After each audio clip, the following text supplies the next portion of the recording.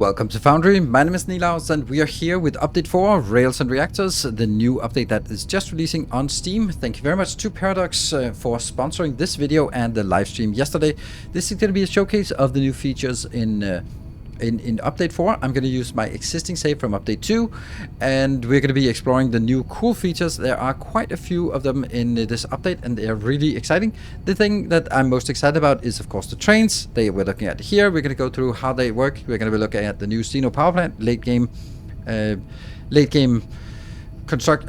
power plant and power option. We're going to look at the construction drones, which is a nice early game feature, info overlays, and then there are also added some robots and then a modular casting machine as well. So those are all the cool things that have been added in this update. I think that's really exciting. So let's dive in.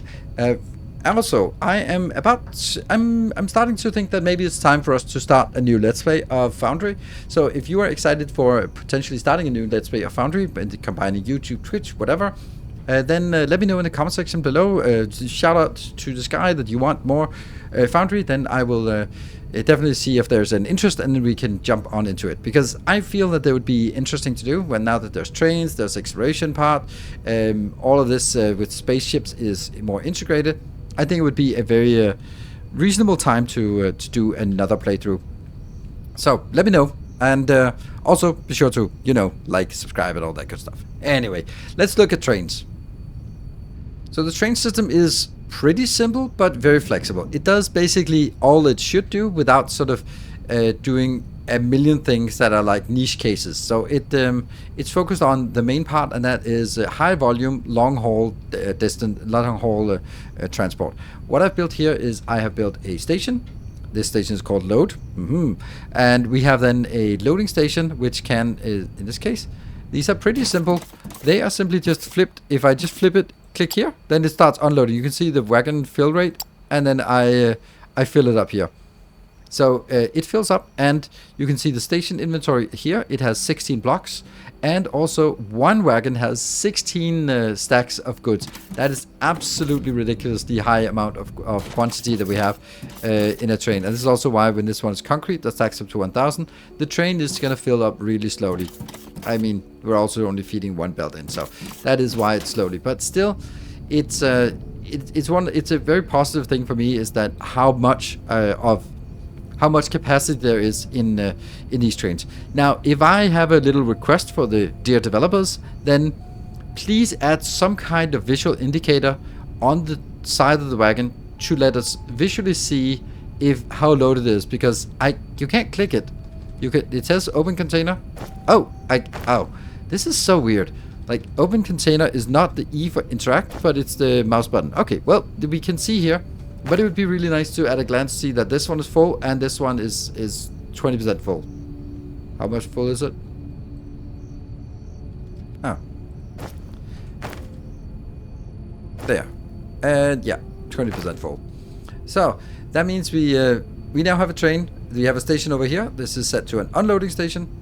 And we can then go in. We can actually go inside the train. We don't have to. And you can drive it forward. And we can sort of say that next time there's an intersection, go left, go right, go straight, and we can stop it again. That's not really very interesting to run a train manual mode. We can also run it like this from outside here, but that's still not very interesting. So what is more interesting is a train schedule. So here we add stations. We are going to add the load station, and we are going to add the unload station there. We're going to have a condition on the unload station. Let's say something like wait 15 seconds, and we're going to add another condition or until it's full. That seems reasonable to have that. And then on the unload station we're going to be waiting also 15 seconds, or if the train is completely empty, then just leave. We apply it and then nothing happens. Why does nothing happen? Well, that is actually a checkbox. So once we hit that, it actually starts going. So now the train will automatically go from our little pickup to our little delivery station. And it'll be transporting a lot. So it unloads really quickly. Oh, right, it's going to load first. I was freaking out if I did something wrong. But no, it's going to load first. So I can go here. See, I can't click it. I have to press... Do I have to press E to pick? Yeah, there we go. E, and then I can click it. So this one is filling up. So either when this one is full, it won't be. Or when it's waiting for 15 seconds, then it'll go to the next stop. Come on, 15 seconds. You should be up now. Yep, there we go. So that is now going to the other station. And the first wagon is probably full already. Then we're going to go over here where it unloads. And there is also the part that some might have done. But can you unload from both sides? Yes, you can. You absolutely can unload from both sides if you want to. They need to be aligned though. But if you do that, and this one is set to unload. Unload, then you can see it actually unloads quickly to the station as well. So you can unload pretty quickly by unloading both sides or loading both sides at the same time. So that means you can actually load with 4 belts at once for each wagon, which I think is very decent. Now this is pretty nice. What about if we want another train in here? So let's just for the sake of argument look at a few more trains on this setup here. That one and that one. Oops, must align to something. So now we have a second train here. Let's go and say, you want to schedule? Now we actually have this little weird button up here. And we actually have some schedules already done. So we can set this one up and then apply that group. Once that's done, we don't actually have to press apply. It just adds here. And then as soon as we press autopilot, then it'll start working. It will be a little bit weird because now we have 2 trains on the same track with both autopilot on and yeah, autopilot enabled, heading to unload, waiting for clear path. And then they're kind of stuck because yeah, they don't crash luckily, but they stuck. And of course this is because we need to do some signaling. So signaling is also a thing, and it's if you are familiar with factorial signaling, then it is very basic. It's the same thing. Well, not basic, but it is exactly the same way it's working. Now we the red one is now a block, and the green one is another block. But the front train cannot leave because the green block, colors don't really mean anything here, is already busy and it already has another thing trained in. So if we put another block here, then it should be able to leave. Pretty please.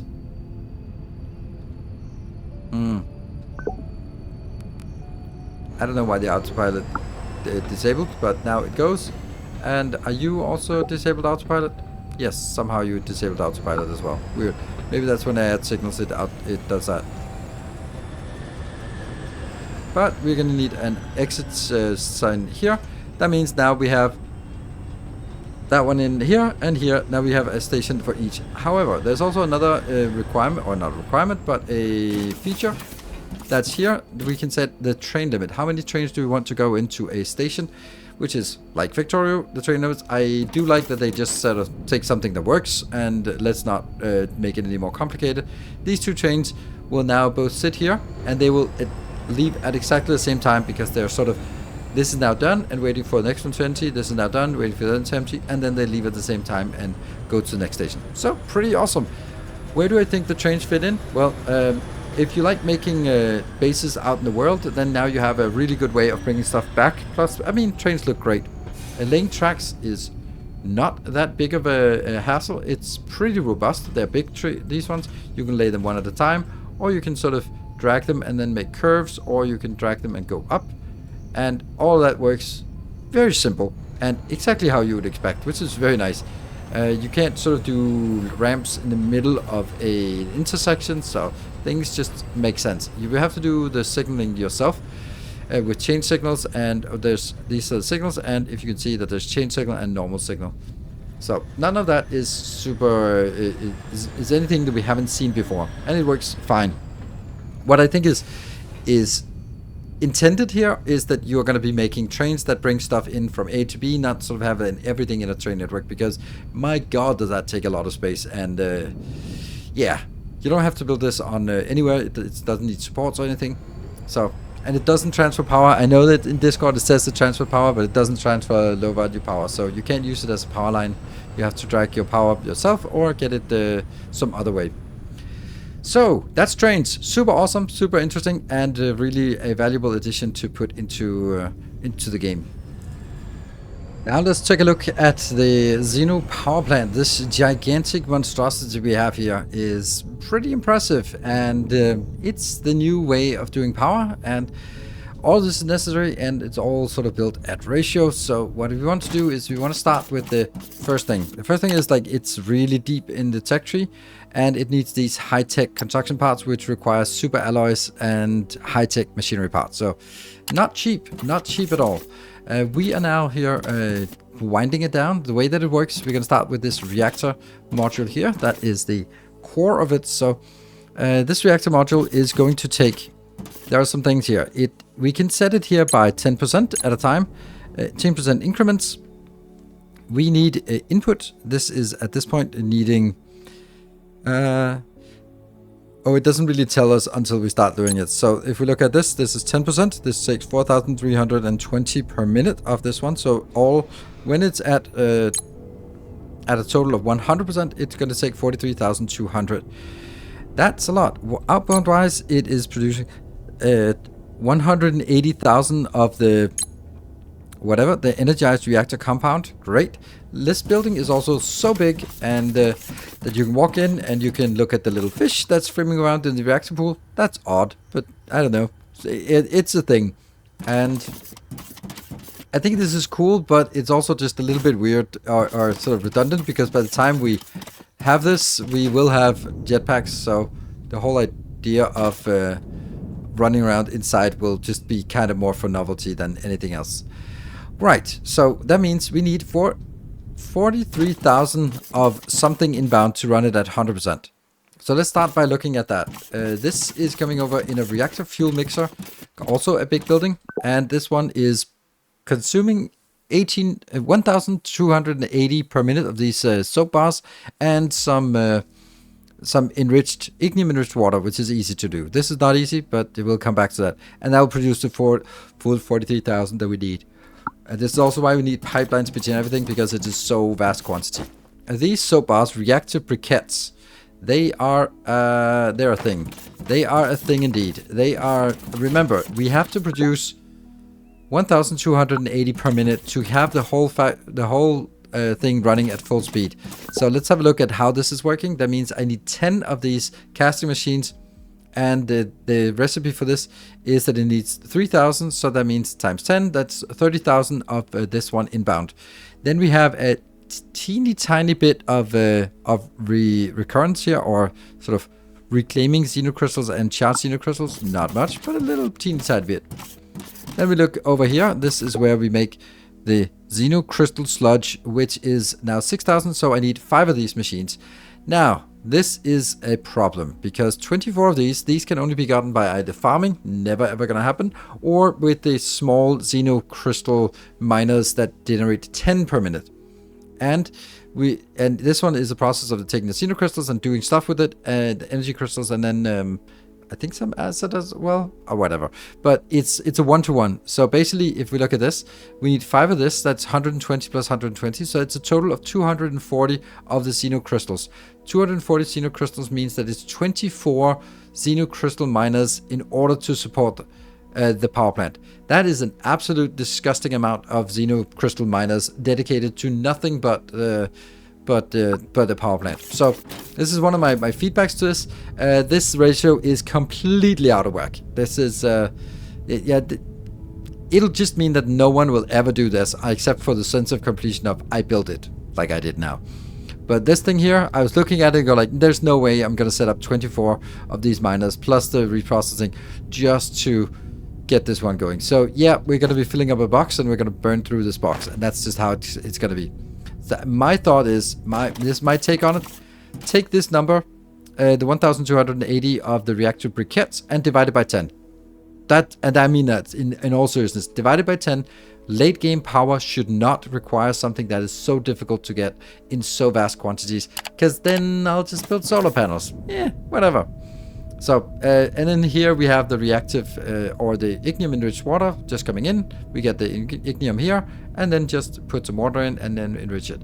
That goes in, pipeline goes here. Then we get the reactive, the enriched out of the reactor comes in to the steam thingy, which takes 180, so that's a 1-to-1 ratio. It also has this max output. It also has some depleted reactor compound, which has to go back. It just has to go back. It doesn't really do anything. It just goes back.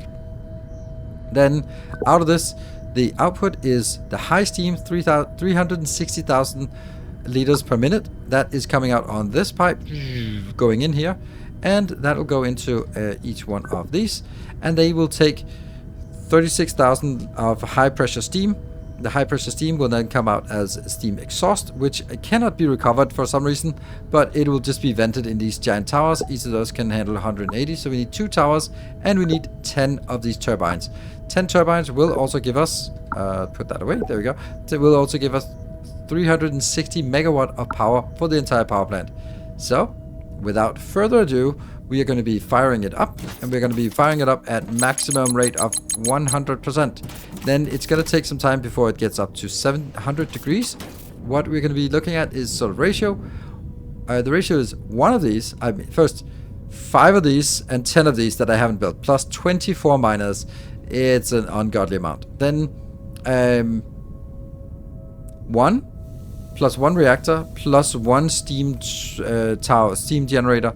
Then it goes into 10 power plants, steam turbines, and 2 of these cooling towers. Once all of that is done, we get 360 megawatt of power. It should just be noted that I need to set it up to nighttime, because otherwise the solar panels will cover our needs. The temperature is increasing, and when it reaches 700 degrees, then it will kick into gear. And obviously we don't need to have all of this this at 100%, but we want to see it at 100%. We see that immediately it switches this recycling loop to active. It's just something that has to be done. And we are outputting here, and the temperature keeps increasing, so we've also in nighttime. So let's have a look over on the next step to see the process if it's actually working. It says utilization 100%, that's juicy. And each of these power plants are not getting anything. Why is it not getting any input? Oh dear. Now the debugging starts. Oh, it just took a little bit of time to just fill up the pipeline. So now that the pipeline is full, you can see that this is stuck here at 10,000 liters of steam, and then it's just producing the 36. But it's obviously not producing all of it. It's only producing this 14 because, well, if we look at the grid status, we now can produce the high pressure turbines. They can produce a total of 360, but they're only currently producing the 140 because that's the demand in the network. So that is the entire power plant. And if we look at this one, this is 100% utilization. And over here, this is also not working because I need to turn it on. So let's actually turn that on, and then we have 100% utilization on everything, and all of these are working all the way down here. Yeah, you can see this little red progress bar is moving. That means it's actually burning the consumption. This is amazing. I think I really like this build. I wish it was more efficient or I wish it wasn't so damn expensive, because it's just something. The choice here is that it's using these materials which you cannot get from orbit, which means that you must go out and link 24 of these deposits underground. Remember, these are the ones underground where you just run around forever and find 1 and 2 and 3 and 4, and I didn't find a lot of them. And finding 24 just to keep my power plant going, that's just never ever going to happen. There might be like a case of, can we use something like. Now I'm getting curious and testing something. Maybe that will help a little bit. What if we do this one? Can they actually work? Okay, so this is actually interesting. We actually have the new hazard robots here. The hazard robots are the best thing to put into getting the distillery, the chemical buildings working. That can get us 24% with an active power core. So 24% efficiency, I think that's very good to get here. We also have the new assault bot, which we have over here. And that is going to give us a total of 20 with the power core. And yeah, so that's because that works on casting machines. We didn't really have anything good on casting machines or on chemical buildings. So the new ones are actually super efficient here. And I would definitely say that lowers the amount from the 24 we need to, well, less. Because we get 24% efficiency here and 20% efficiency here. So that is really nice. Before diving into the last thing, there's actually something that that's new here that I've just enabled, and that's this one. Funny there's a sound for an overlay. But this overlay is a really convenient, because when you're in the beginning, running around at ground level is fine because you're going to be at ground level and clicking on these panels. But later on, when you're going to see everything from top down, it's really convenient to have these here, and you just press U, and then you have these overlays here to say like, oh, okay, these are white, that means that they're working, they're fine. This is red, there's something wrong, it's not working. And that is a really cool way. The other thing that we can do is also in the early game, just this camera movement here where we can build. This is exactly the same as what is in Star Rupture. I have no problem with just copying the same features between games. If they work, they work. So we have one more thing that we want to take a look at today. That's a new thing, and that is in addition to the blast furnace setup. So if you are in the late game and you are setting up the blast furnace, then this one is a very welcome addition. I hope it's out here. Otherwise, yeah, it's out here. So what I did, I built a full blast furnace setup. This is a xenoferrite setup, and it comes in. There's some hot air coming in here. There's some minerals. There's some coke, and there is some xenoferrite ore coming in. That is getting processed, and it goes into here. And let's see. What are we getting? We are getting a total of 5,760 molten xenoferrite in at the cost of that. And if I then go over here, and then previously I would use the casting machines, and in order to consume 5,760, I would need 48 of these machines, which is absolutely disgusting to do that. So now they've added a machine which has, for absolutely unknown reasons, a capacity of 2/3 of the blast furnace. So I guess the blast furnace can be made bigger, and that will increase the capacity. So I think if you make like the maximum stack size of the blast furnace, then this one also can sort of maybe fit more of these in here, and then there'll be sort of a good ratio, because I just built the smallest blast furnace we could, and then that's not really the best. So if you can get this up to 150%, then it'll be, well, we need 1.5 of these blast furnace things here. They are not a better recipe than the normal casting furnace. It's just a much bigger scale. And then we get it out here. And that means you have all of the xenoferrite plates that you could ever want. And you need to put it, well, on a train, and then you can bring it to wherever you need it. So this is a cute, neat little build that, well, it's a big build. And it's super handy for us to use if you want to do these blast furnace builds. So this is all the things that are new in update 4, and I am super excited about all of them. And as I said, if you want to see a full let's play, then or as much of a let's play we can get around to, then let me know in the comment section below. We can take a look at that, because there's certainly a lot of stuff that's been added since the update 1 and 2 that was the last time I started a new playthrough. So thank you very much for watching. Thank you very much to Paradox for sponsoring this video, and remember to check the link in the description or the comments to see on Steam, and that's also a tracking link. So click the link, and I'll be happy. So I will see you guys in the next episode. Until then, take care, and as always, stay effective.